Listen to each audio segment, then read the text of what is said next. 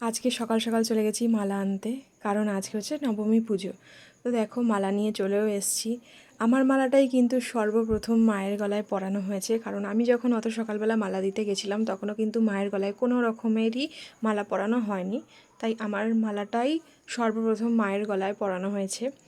এটা দিয়ে, এই মালাটা দিয়ে যে আমি কতটা আমার জীবনকে সার্থক মনে করছি সেটা বলে বোঝাতে পারবো না।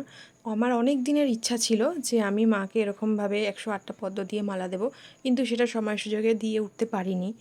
তো আমি এই মালাটা কিন্তু নিজস্ব উপার্জনে দিয়েছি। এবার অনেকেই মনে করতে পারো যে এই উপার্জনটাও কোথা থেকে করলো। অবশ্যই ফেসবুক থেকে করেছি।